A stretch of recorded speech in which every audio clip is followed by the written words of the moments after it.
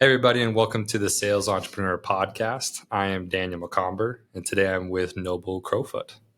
Noble, good to have you. Glad man. to be here, man. Yeah.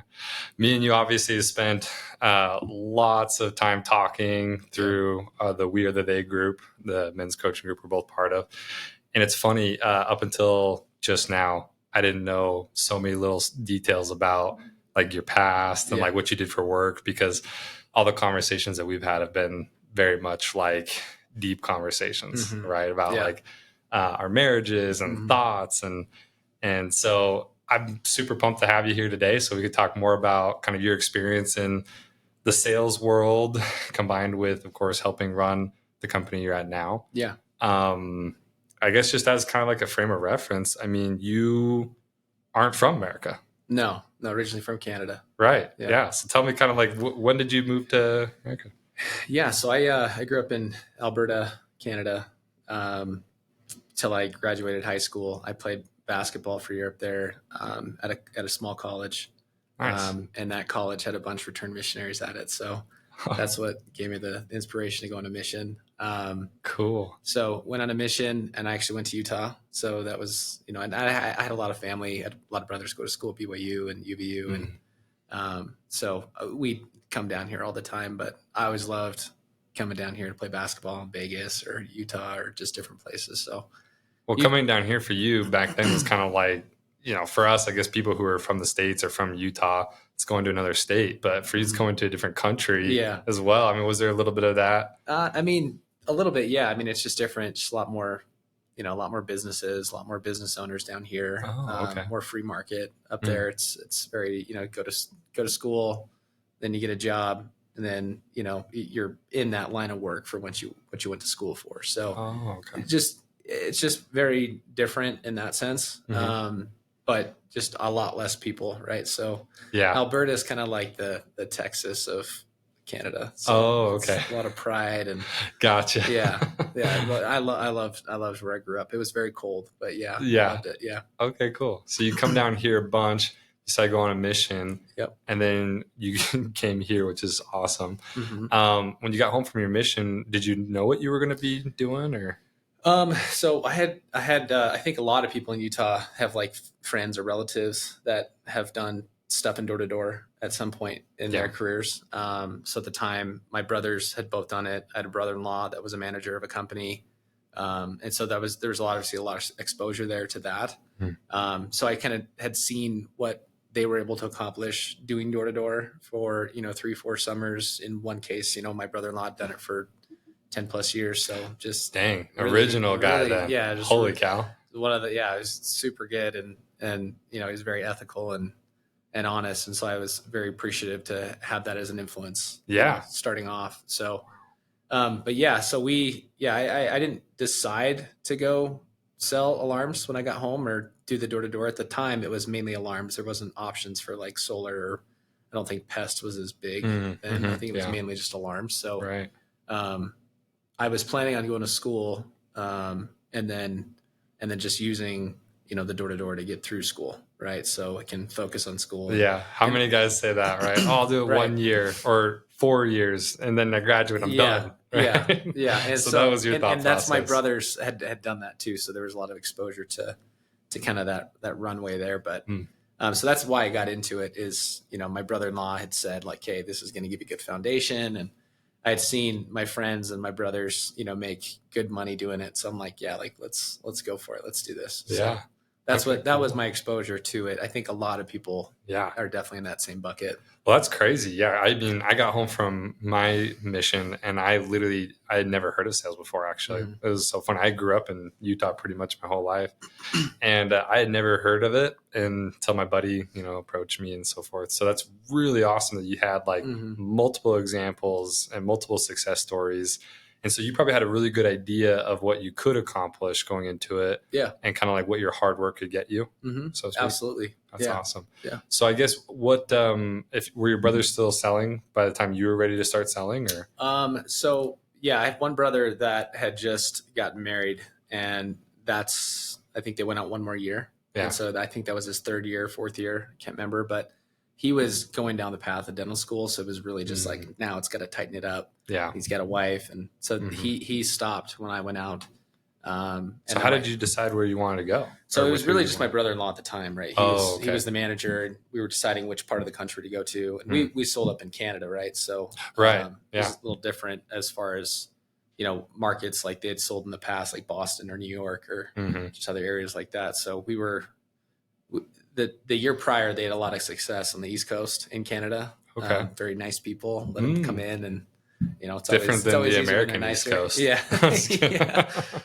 Kind of. But then we went to the West Coast, which was, that place had been really saturated with door to door. And so that was my first exposure, was Western. Dang. Canada. Okay. Yeah. So do you get your teeth kicked in a little bit? Was it what you thought it was going to be from your brother's experiences? I think it was a little different, right? Because, they had said like, oh, it was like really, a lot of nice people, it was awesome, super fun. We were all successful. I think like 90% of the team hit their numbers of what they needed, and what they were going for. So I think that expectation may have been a little different going into it, because when we went out to the West Coast, it was, I saw some of the people that had a lot of success on the East Coast that now we were going to the West Coast and they were struggling. And so I'm like, oh, is it harder here? Is it? Yeah. And so that was kind of a, I think a learning curve to get over. But yeah, so I actually, was planning on selling with my brother, but I was planning on bringing a lot of friends out with me. Yeah. And so one of those friends at the time, I was dating her. And things were progressing quickly. And I just obviously had gotten home from my mission, so I didn't want to rush into anything too soon. So I used the summer sale, I'm leaving for the summer, as a way to kind of just make sure we weren't doing anything too quick. Yeah. And so then she asked to, come out. And so you were trying to say, hey, I'm going to be gone for the summer. Yeah, let's we're going to have a little bit of a break. And she's like, oh no, I'll just come with you. Well, and honestly, like I knew I wanted to be with her at that time, but I just didn't want to rush into it so fast. Because I being in Utah, I think a lot of people rush into it, or, sometimes it feels right, sometimes it doesn't, whatever. But I just wanted to make sure that we weren't rushing into anything. So were you trying to get her to come out with you? Or were you trying? Yeah, you were trying to leave. I was just trying to create a boundary to just let her choose what she wants to do. So I'm not you're good with either option. Yeah, I'm like, I want to support her too. So I don't want to make her come out and, hang out in the hotel when I'm selling alarms or whatever. Right. So I told her what I was doing. I told her, the money that we could make and the opportunity. And she's like, I'll come with you. And I'm like, well, it'll be harder for me because you'll be at the hotel the whole day. She's like, what are you talking about? I want to sell. And I was like, oh, okay. Yeah. Sure. I mean, let's go. Right. Let's go. She was one of 4 women that came out with us. But yeah, it was, I mean, did she beat you? Oh yeah. She beat you. Oh yeah, man. Dude. She I didn't know if I had an ego prior to that. Yeah. I didn't think I did. Yeah. But during that time, it was man, she, and it lasted maybe about a week, because it wasn't just luck. It was, we'd go out there, it's snowing, she's getting chased by dogs. Yeah. And she's like, all right, next day. She's going through the same crap that you're going through, right? And we're all going through it, right? And so she was doing really well. And I mean, I think she ego checked everyone at that team, not just me. So she was really good. But yeah, I think that for me is the door-to-door experience that I had. I think everyone has something similar in the sense of you go through these different cycles of what you learn and take away from it. But I think my cycle is a little different because I was able to kind of really tell what type of person I was. And I was able to tell what type of person someone I was potentially wanting to be with, what type of person she was. Yeah. So honestly, door to door is the teller of everything in personality, right? Whether you're successful or not, it's the commitment to learn or improve or get to get better. Because no matter what, you're going to get no's, right? Yeah. But it's how do you handle those no's? How do you turn those no's into yeses? And it does take, I think, a learning experience to go through that. And that learning experience that you go through, whether it's, door to door or a different profession or starting a business or being in a relationship, those principles in those experiences in door to door, I think translate into everything else in life. Yeah. So I mean, you're seeing your girlfriend at the time killing it. I'm guessing those are very attractive qualities that you were just like, this is. And it wasn't even the fact that she was good at it. It was like she was honest. She was like, she'd walk away from deals. Yeah. And she did the takeaways and they'd call her back. And I'm like, I'd never have gotten a call back. Right. So like she's doing takeaways, she's getting invited to like birthday parties. And so she did it the right way. And I think for me, it was like, okay, when I entered in the door-to-door space, I had my brothers as examples, and we all have these people that have done it before us that bring us into the space. And you always hear of like, the bad in anything first, right? So like, you see these aggressive sales reps or, these guys that don't care about anything. They're just trying to make money, and door-to-door has a bad rep in that essence, right? So, for me, it was just cool to see that you can be successful while being ethical and honest. And it was cool to know that that's like the quality of a person that I was with. Yeah. Right. So, because money can change people, and I think it can gauge, what levers of morality you have or ethical, levels based on what's in front of you. And, my brother-in-law would call me lights out because I would only sell after like 9:00. I was like, I'd get nothing the whole day. And then at night it was like, okay, that's when I would get something. But you turn a gear and and that's like, for me, it was just, seeing the qualities of other people while doing door to door. It taught me a lot about like observing personalities, emotions, people. So you're not only seeing it, okay, you have a girlfriend, you're seeing how she's selling and how she's doing business, and you're gravitated towards that, right? It's probably things that you saw also in your brother-in-law and your brothers as well. For sure. So, I mean, what a better example than you have, your family who sell ethically and with honor. And then you meet this girl, she's your girlfriend, she comes out with you, and then she shares those same principles. And not only is she sharing those same principles, but she's selling more accounts than you. Oh yeah. And so I mean, how many weeks of her beating you until you realize, oh, this is the one? Like, it was like 2 days. It was 2 days. I already knew she was the one before, but I always joke with everyone. I'm like, once she hit 100, I knew she was the one. Right? So, but she hit 100. I knew, and I was trying to create excuses to like vet it out. Yeah. But I mean, I'll tell you, if anyone's really trying to see if they've got the right one, there's no better way to do it than going on the doors with them. Yeah. Seeing how they do it and seeing how they handle it. Cause I mean, first day it snowed, and then, she was out in the nicer neighborhoods. So they're further away and kind of spread out. So she'd have to walk quite a long while to the door. And then on the back, she'd have to run from a dog, or she got chased. And so, but she didn't stop. She didn't complain. She didn't, it sucked, right? Like it sucked for sure, but she didn't quit or stop. So for me, it was just like, if we're in a relationship, marriage is going to be hard. Yeah. But this is a really good indicator for me to see how she's going to handle challenging times. And obviously, like we've been through a lot together. So it's definitely proven to be a good sample set of, telling personalities. But dang, love story for the ages. Yeah. The true sales love story right there. Yeah. That's amazing. Yeah. So you come home from that first summer, you've learned so much about personalities and the types of people who, you want to be around and so forth.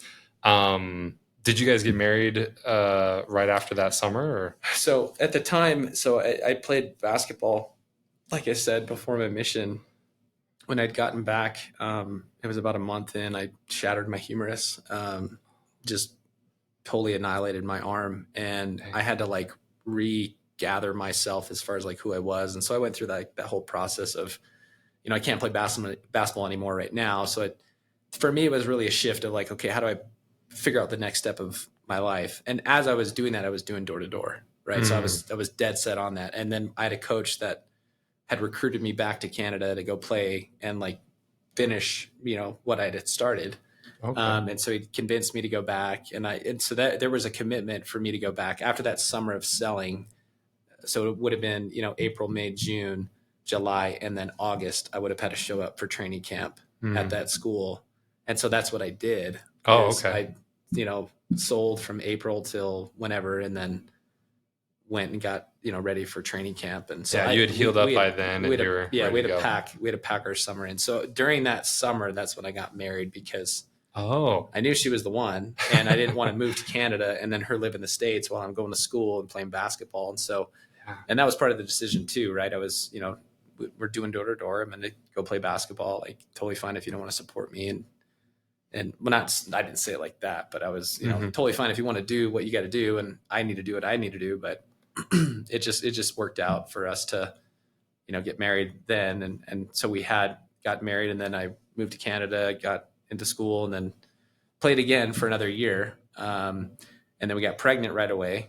And so for me, it was like selling alarms was like what I had to do to survive, to get through school, to get through basketball. And then after that first year of selling, now it was, okay, well, we have a house, and we got to pay for a house, and we have a kid, and we got to pay for a kid, and I have school, and I have basketball. So your plate was full. Yeah. So, holy cow. We went another year after that. And that to do sales. Second year was a little different because we had a kid. Yeah. And so it was a little bit more challenging. We had to sell in an area close to where my parents lived. Sure. Just because we didn't want to travel or have a bunch of change with a newborn. But yeah, so what we would do is, I would try to figure out like the best way to make sure that we're making money always. Right. And so I'd gone out with Vivint that year with a group of my friends. And because my brother-in-law had gone to the East Coast, and I just couldn't go because I had to stay close to home. Right. And so what we did is, my wife, recovering from having a baby, we had the baby in April. Oh, worst time ever to have a baby, darn it. So anyway, so we figured out that summer to go sell, and basically what I would do is I would install and sell, and then she would sell. Wow. And then we would swap the baby. Oh, wow. Right? So I'd watch the baby, and then she'd go out and sell, and then I'd go install her deal, swap the baby, and then I would get referrals from those sales. And then, so I would do both. Right? Tag team. And so we did that. That's crazy. For the second summer. And then, it was crazy. You literally have like the baby in the car with you, drive. Yeah. I mean, I wouldn't, it wouldn't be like that every time, but because my parents would help watch, while we were in transition or whatever. But yeah, it was, we were just hustling, just trying to I think I'm going to need to have your wife on this podcast. She'd love to do it. Hearing someone who because I have 2 kids. So like hearing someone who just had a baby and is going through postpartum. And I mean, let's be honest, like there's, postpartum depression is like a real thing. 100%. And there's all this stuff.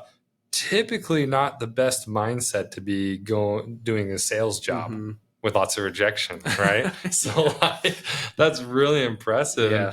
It's even more impressive that she supported you and what you were doing as she was selling. And, you're working hard, you're doing basketball and everything. I guess with basketball, was the goal for the basketball just to, live out the last years that you're going to be able to play competitive basketball, or was it to try to get a part of like the Canadian League? Or no, I think, I mean, that year I went back after my injury, I think it was just more so like I had already gone through that injury depression of like, okay, my arm's broken. My whole identity was basketball leading up to that. And so now moving forward, what's my identity? And so when that opportunity for my coach to come recruit me to go do it again, I don't know if I'd really gotten over that or had the closure of that, of like, what's my identity switch. So I went back to really just like get it out of my system or see if there was something there still. Sure. And, it was a great environment. I mean, just great school, great team, great relationships. But at the end of that year, I had just known, because I just had the baby, and, I was like, man, like as much as I love basketball, there's like the European route, there's all these other things. If I really went, I could do that. It's a lot of work. But I just didn't feel it anymore. Yeah. But if I'd made that decision too soon, I may have regretted it. For sure. Yeah. And so that's why I went through that for a year. And then I was like, okay, like I know I'm done with this, like ready to move on. Next step. Let's go do that. Yeah. So you wrapped up basketball. You went through another summer, did basketball, did this amazing tag team with you and your wife with the baby and everything like that. What was the next step? Did you plan that? Because I guess you were still going to be going to school and still be doing the sales in the summertime, right? Yeah. So I went to school in Canada for 2 years, and then I moved down here, and then they wouldn't take all of it depending on which school I went to. So UVU took more credits, so I went with UVU. Yeah. And then I went to UVU to do the dentist thing, because that's what every return missionary contemplates at one point. Dentist, doctor. And then it was one of those vivid events that we had Mike Magic Johnson come and talk to us. And we went, and he was just like, man, if you don't like love what you're doing when you wake up, like, doesn't matter how much money you make. Which is so tough to tell to a group of Vivint dudes Yeah, that their whole persona is, we don't love what we do, but we make a lot of money. I mean, it was what I needed to hear, because, I had always had a passion for just understanding like how money worked. Yeah. And, for me, it just was, if I know how money works, I'm less likely to be taken advantage of or be in positions that could impact me or my or generations if I don't know how to handle money. So I really at that time knew that I wanted to figure out, like, okay, how does money move? How does it make things work? Right. How does all of it work? So I went to UVU for the financial planning program. And we had taken our back ends from doing those summers to get through school. But that last summer after we had the kid, it was, like, I think they call it like nesting, when you start having kids and then you're doing the door-to-door thing and you got to figure out the transition. And I loved it because, like, my wife was like, well, let's go do whatever. Like, I'll do whatever you want to do. Wow. And she was open. She was like, let's go travel. I think in the first 2 years of marriage, we moved like 23 times. When you think of, like, not like moved countries, but like we moved from this place to this place, this place, and traveling salesman. That's literally what we are. Yeah. Crazy. So at the time she had a house, she bought a house when she was 18. She's just a baller. Dude, so you married above yourself. I married up. I married up for sure. That's obvious. So you're trying to tell me right now. Yeah, we had renters in her place and they destroyed it. And so after our summer, we came back and there was this, we had a mortgage where the renters destroyed it. They weren't leaving the house. So, we had to get in there and figure out if we're going to sell the house at a loss or, do all this stuff. And so we basically figured out a way to get them out. And that summer, instead of going out and doing door to door again, I saw it as an opportunity to, like, flip the house if I did all the work myself. And so we put most of our money from our back ends into fixing the house. And then I did all the work. I watched YouTube videos. So for 2.5 months, I carpet, drywall, kitchen, tile, everything but paint and electrical. I just can't paint. I hate it. Oh, it's the worst. So but that was our work for that year. So you do the door-to-door thing, you learn all these attributes and skills and rejection, and you figure out who you are as a person. And then you have this challenge in front of you, and it's like, all right, let's just get it done. Let's go to work. Let's get this problem solved. And my wife at the time, she didn't want to just sit idly by, and she knew that she was super talented. So she went to get a real estate license. And one of my previous friends that had done door to door with us had come back to Utah to start selling solar for a solar company here. So we got in touch with him. She went to sell for them. And it was back in the day, it was like, they had appointments, right? No one knocked doors for in solar. Yeah. And so they had a few people that would set appointments, and then the closers would make all the money. Yeah. What year is this? This is 2014 or I think 14. Yeah. Yeah. 2014. And so she goes and she's like, yeah, I just want to work for the company. And so, like, okay, well, there's not a lot of women that become closers.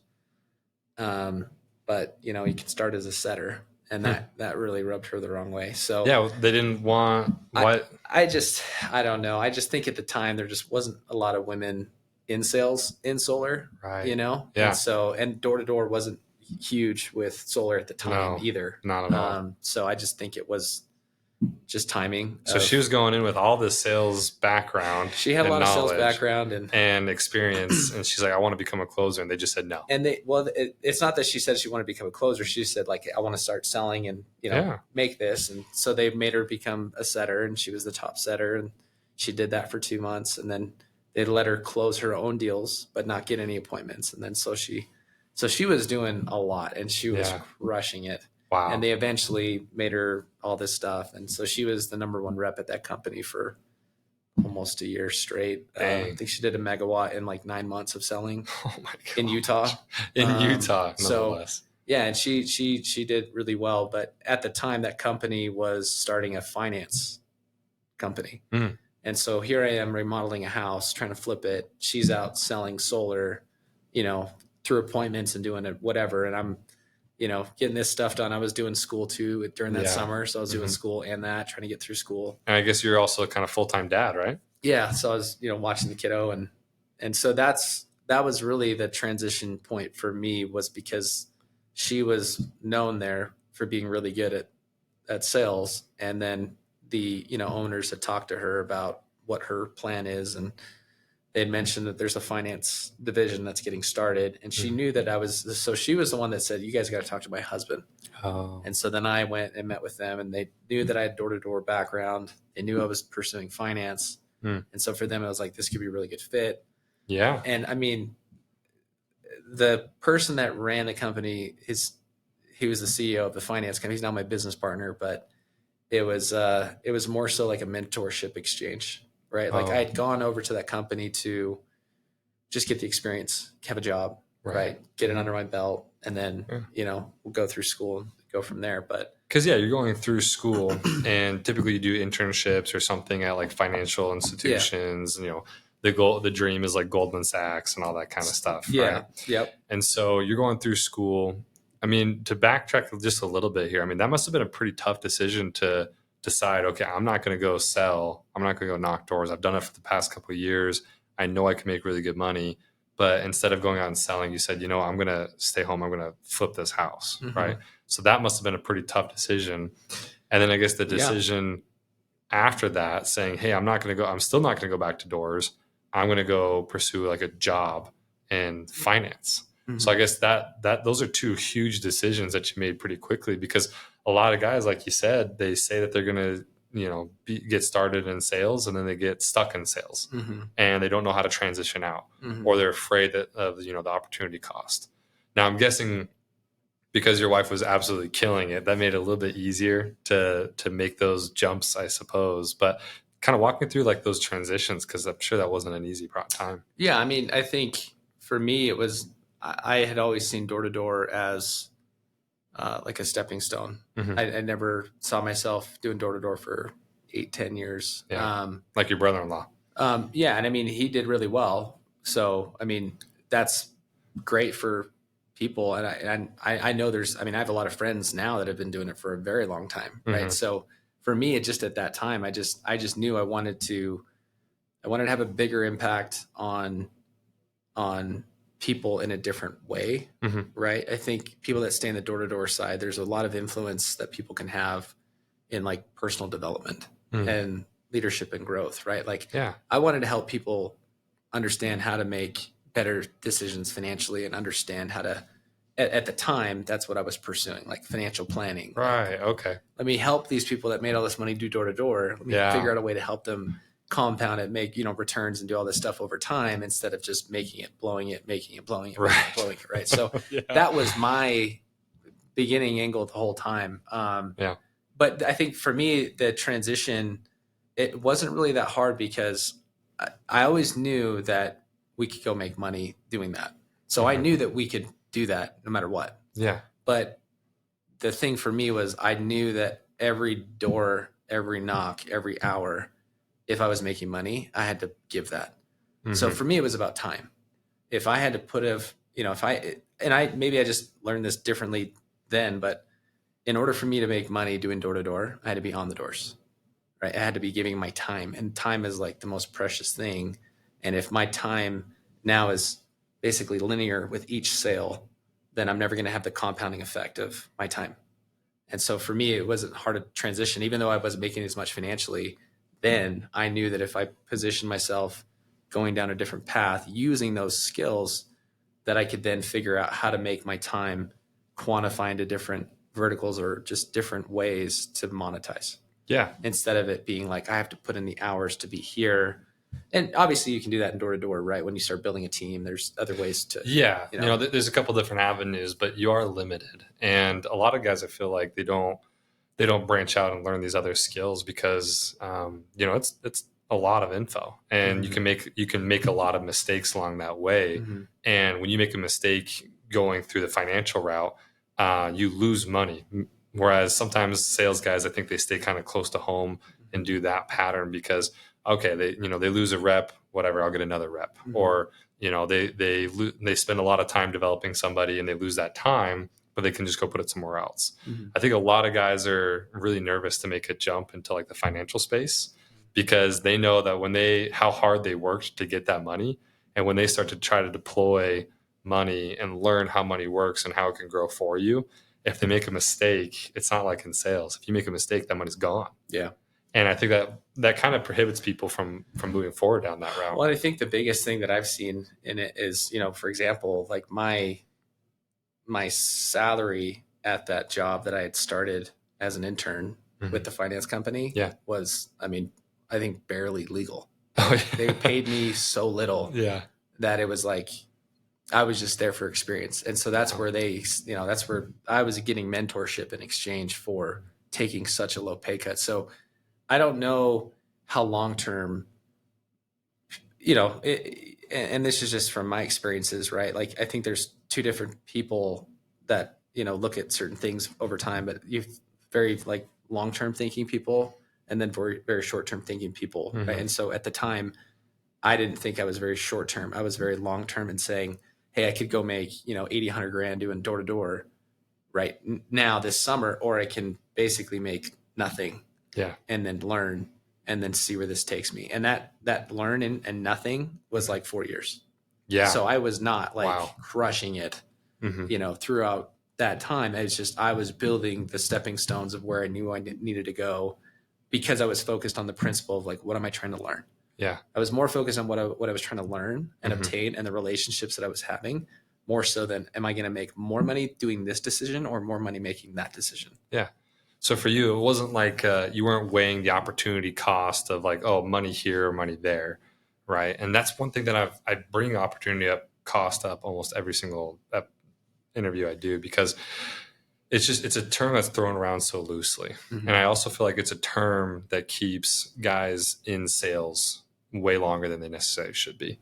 Managers, owners of companies, instead of letting sales guys go pursue other passions or other desires, they use the term opportunity cost to say, hey, your first 4 years, you're not really going to make any money out there. Think about all the money you can make here, staying in sales over the next 4 years. It's not worth it, right? What they don't understand is there's so many more quantifiable metrics other than money that go into opportunity cost, right?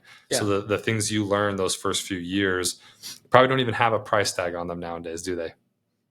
No, not at all. Right. I mean, you would give up anything probably to make sure that you had those lessons at that time that you did. One other question about kind of your desire for the financial route. Did you, you said that you really loved the idea of learning where money, how money worked. And so that way you could be responsible with it and generational.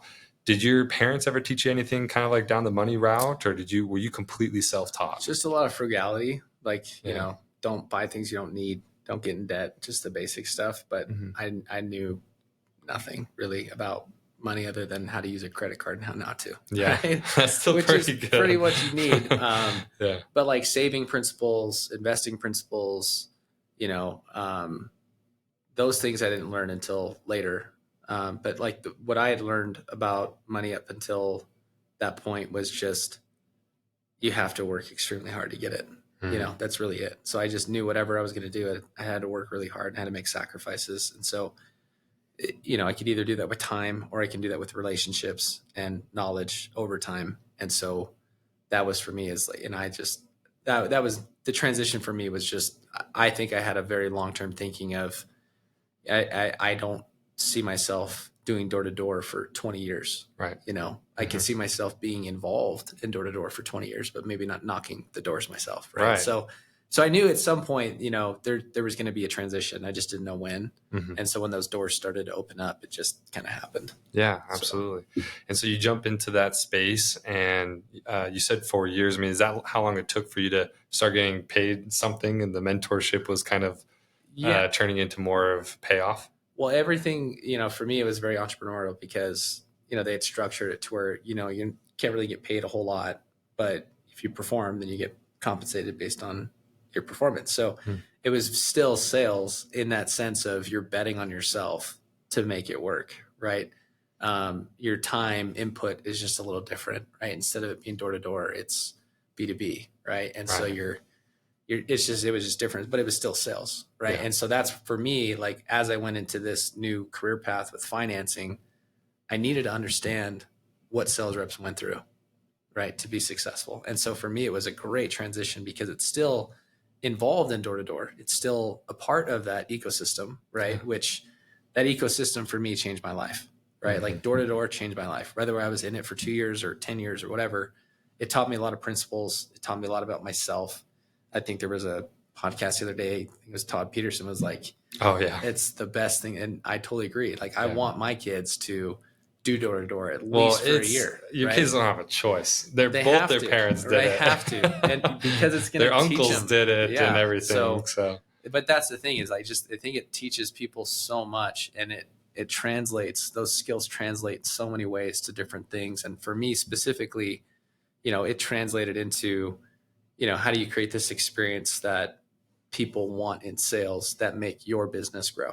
Yeah. Right. And so that understanding and the relationships and the networking and the, you know, the urgency, right? Mm-hmm. Sales reps have a lot of urgency in what they do all the time because emotions can change real quick with the customer. So knowing that urgency in the financing side, I felt like helped me excel where I was in the financing side of things. Yeah. So how long have you been at that company now?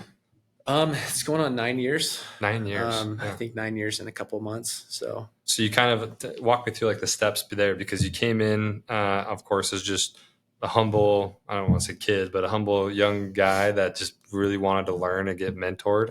And then, I mean, after a few years, they started seeing obviously something in you, and you started rising through the ranks. To walk me through a little bit how you got to where you are now and what you do now. Yeah, so I'm the chief revenue officer now at the company. I don't know. I mean, I think nothing's really changed for me then as it has now. Like I feel like I have to work 5 times as hard to be half as good all the time. Oh, really? Right. So I'm always working. I'm always talking. and I've been doing that for 9 years. And because of our background, my wife and our background in sales, she empathizes a little bit better, I think, than potentially other people may. Yeah. And so she, being as understanding as she has allowed me to put that time in to the company.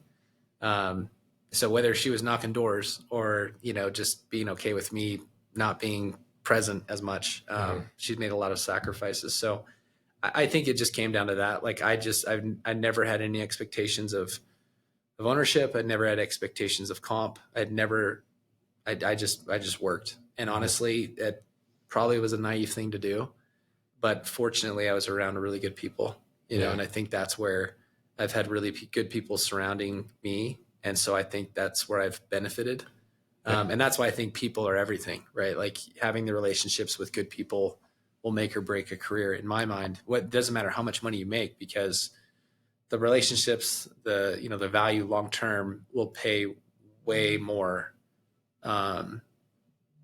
in time if there's solid relationships. So I don't think there was anything I did to navigate that other than just like work my butt off and not have any expectations or entitlement.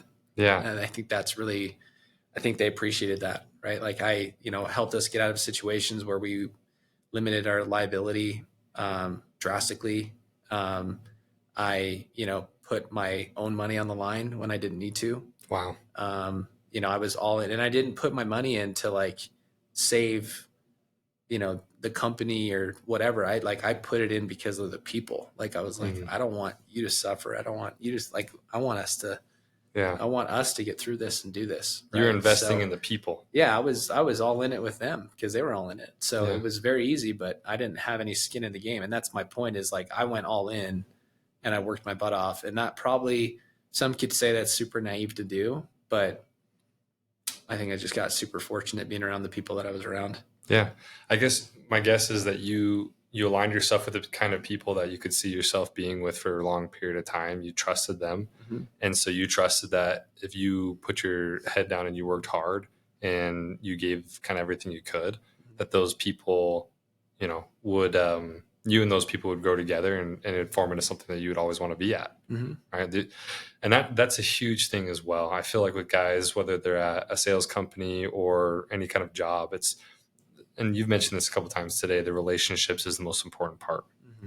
I mean, I've been working with the same people for 8 years. Yeah. And it's crazy. Like I've changed companies with those people, mm-hmm. and it's been that long. We now live, 6 of us live on the same street in Texas. That's actually so cool. We built houses on the same street. Yeah. I can't get away from them if I try. Yeah. It's literally like they're right down the road. I leave work and I'm like, oh, what's up, guys? Taking out his trash cans and stuff like that. But that's the thing is, and there's people sometimes ask like, oh, why don't you like leave where you are to go do something else? It's like, listen, once you find a group of people mm-hmm. that you fully trust and you're doing business together the way that you both are being edified, you're both are benefiting and you're growing as a whole, unless something dramatic happens and there's no reason to leave. Yeah. I feel like way too many people try to like leave their circumstances, even if they have something good, because they're following, dollar signs or they're following mm-hmm. the wrong metrics. Yep. Whereas you aligned yourself with a group of people and you stuck with them. And it's led you to the point now where they saw something in you. So you're now the CRO of a company. And I mean, did you ever kind of foresee that in your future back in the day? No, I mean, I'd never been the person to say like, here's the title I want, here's the comp, here's the pay I want, here's what I want. I've never been that person. I've always been, I'm just going to work and work and work. And when you're around good people, they're usually the ones that are making up your flaws. Right. And so mm-hmm. my flaws are, I don't look out for myself sometimes. Right. I'm always looking out for everyone else. And so having the partners that I've had, they're the ones that are saying, no, like you need a different title. You need this, you need this, you need this. And so that's, for me, it's like, that's where I feel like there's a good fit, because I've never been the type of person that feels like I've deserved certain things. Mm-hmm. But I've been the person of like, if I earn it, then that's different than deserving it. You know? So, and I mean, that could be a whole different topic in itself, but I mean, things may have changed, right? Like if I had different relationships in the door-to-door side, I still might be there. Yeah. But because of because of what you learned in door-to-door about relationships and seeing the good in people and seeing, how people do business good and seeing how people do business bad, when you got connected with this financing group, it sounds like you were able to see in them that they were good people doing business honestly, and it gravitated you towards that job, and it's what made you stay there and want to work so hard there. 100%. That's amazing. Yeah. How long did your wife knock doors after you started at that company? Did she keep going? Yeah, she went for, so I think she sold for that company for 2 years. 2 more years. Yeah. Top sales rep. 2 years total, all years. I think is what she did. But yeah, it was like 6 months, and then she did a full year, and then we had another kiddo, and then it transitioned. But yeah, throughout all this stuff, we had a little one battle cancer. And so that was tough, but wow, that like, it's so dumb to say it when you think of it this way, but like the things that we learned about each other doing door to door, I just think we knew that we could get through this together, which sounds super kind of superficial maybe, but like door to door is hard. Yeah. Like it is freaking hard. And so you go through hard stuff, you get through it. Right. And the more hard things you go through together and you get through, those are just like data sets to go back on and look back and say, hey, we did this. Like we did that. We moved 30 times. We moved, like our kid is fighting cancer and we can get through this. Like it's going to be really hard. It's not going to be fun. Yeah. But we can do it. And she's, knock on wood, she's been in remission almost 5 years now. So wow, it's just, amazing. Like if we didn't go through trials earlier on, those being our first trials with something like that would have been hard, you know, but door to door were those trials for us. The swapping the child while one's knocking, one's installing, and, you know, like we knew what we had to do to complement each other. And even those years where I was starting with that company, it was just getting off the ground. You know, it was hard for her because I was always on the phone, right? I think I haven't checked how many minutes I talk, but I have a lot of, you know, hours and hours and hours on the phone. So yeah, I think it was the best foundation I could ever have. And I don't think the transition was like anything other than just relationships. And I just had a different mindset of, you know, long term, what do I want to do with my time? Do you feel like you were able to make that transition because you did trust your wife that, you know, let's say money was tight for a little while, you could trust your wife that she can go out there and she can. Yeah. I mean, we never worried about money, Yeah. you know, and it's funny because like we never had it, but we never worried about it. It was kind of weird, right? Like we're still super frugal. So it's like we didn't really spend money on anything really. And, you know, I don't remember money ever being a motivator to do something, right? And even it's because we didn't have any money, right? But we had each other, and it was like, okay, the money was never the focus. It was like, who are we going to become? Yeah. Who are we going to become together? What are we going to do together? Like what we're doing, how does that help us get closer to who we want to become? Right. And so that was it for us. Like I'd never made decisions financially other than, you know, when it was like, when they asked me, you know, do you want to have a higher salary or a low salary with whatever commission structure? Right. Mm-hmm. And it was like, don't pay me any salary. I'll go bet on myself. I'll do that. Yeah. So like when people ask me, like, what are like the conscious financial decisions that you've made? Those are the ones, but it's not like I'm going to this company because there's this much money, or I'm going to do this because there's this much money. It's okay. How does this decision impact me and my family? Who do I become if I do that? Yeah. Right. And I don't know the answers to everything, but I can only go off what I know. And that's, you know, that's how I've lived my life up to this point. So, and maybe that's why door to door wasn't the thing for me, because I definitely got pitched that when I was leaving. It's like, are you sure? Like, you know what you're walking away from? Like, there's so much you're going to make. And, you know, you might not get your back end if you leave. And it's like, hey, if you want to do that, like, I get it. You got to do what you do for your business. But I put in the time. If I'm owed it, I'm owed it. If you don't want to pay it, that's fine. Yeah. But I have to go a different direction because me and my wife need to become this together. I can't just, you know, go this way and my wife goes this way. And, you know, so that for me, it was just who I wanted to become. And everything is, you know, good husband, good dad, you know, help people, influence people in a positive way, live by principles instead of monetization. Yeah. I can only imagine that while you guys are going through that really hard time period, you know, with your kid having cancer, I mean, your wife, I'm sure she stepped up in a big way while you were starting that company.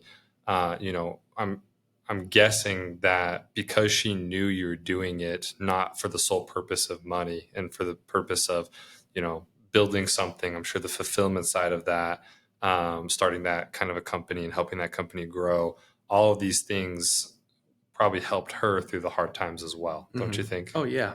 Yeah. And let me back up. It's not like I never put myself in a position to try to, you know, put in all the time and then know that nothing would reciprocate. Of course. Right. Like I knew whatever I was going to do, I was going to go all in. Yeah. And so if I'm going all in, I know that the money will come when it needs to, because the results are coming as that happens. So that for me was always the decision. And honestly, it was very liberating doing the door to door thing and then going through that cycle of, are we going to make it, doing this, you know, starting this company or whatever, helping and being an employee of it. It really helped me because it was like, well, if it doesn't work, I can always go door to door. Yeah. You know? And it's because I knew we could do that. Right? Yeah, so absolutely. It definitely was liberating from that standpoint, knowing that you can find a way to provide for your family no matter what. Yeah. So. Backs against the wall, you know, medical bills come in. There's always a way. Yeah. Yeah. I'm sure that, I mean, not only the fact that you and your wife knew in each other that you had that dog in you, right? That fighting spirit that could make anything work. You guys could rely on each other. you also had that as a background, like, hey, worst case scenario, we both get out there and we work our butts off, and we're going to make this work no matter what for the family, right? Yeah. That's amazing. Well, yeah. I mean, is there anything else, I guess, other lessons that you've learned now that you're on the financial side, right? You're kind of, you're a financial company that supports sales companies, right? And so I guess what lessons have you seen now that you're kind of on the flip side of things, that you feel like could benefit sales guys the most? Yeah, I think from what I've seen, and this is an objective response because I have an emotional response to that, but I don't think that necessarily matters, right? So I think just kind of sharing data from what I've seen might be a better way to answer that question. But the most successful people that I've seen in the door-to-door space, the mindset they have is it's kind of cliche, but like I've seen very few people actually execute on this mindset, right? Which is like long-term greedy, right? Like making decisions long-term and how that impacts people and the people that you're around you. Because like in door-to-door, in anything, you're never going to make everyone happy. Yeah. Right. And so you have to figure out a way to, first off, make sure you're taking care of your family, taking care of, your loved ones. That's first and foremost, number one. But like positioning yourself with people that can benefit you long term. Yeah. Not making a decision because a structure makes you more money. Right. Right. And maybe that's like a better example of like long-term versus short-term. Short-term people are like, I can make this much money going to this company. But then long-term people are like, hey, but like I can go build something really cool at this company and it could last a long time. Yeah.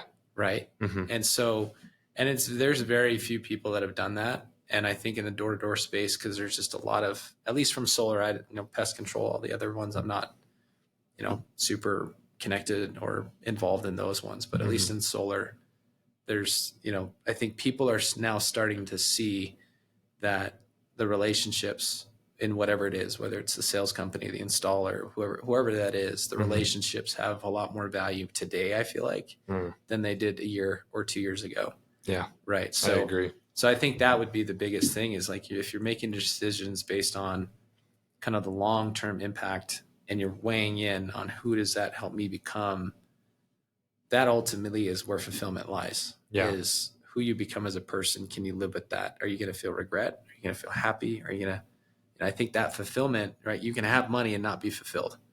So I think that pursuit for fulfillment, a way to get to that is living your life based on the long-term impact of your decisions and the relationships that you have. Yeah. So I feel like that translates to guys that want to be entrepreneurs like perfectly, right? If you're trying to start a business or do something for the sake of money, I mean, I think I've heard 1,000 different people. I think Jesse Itzler even said something along these lines. Like if you're trying to start a business for the sake of money, then your business is not going to be that profitable. But if you're trying to start a business to help other people or to connect with other people, the profits will come. And so I feel like what you just said matches perfectly with guys that are trying to, whether they're in sales or not, but are trying to be entrepreneurs. They're trying to start something new. And if you're kind of in that starting phase, don't try to like say, okay, well, what can I do just to make money and to monetize?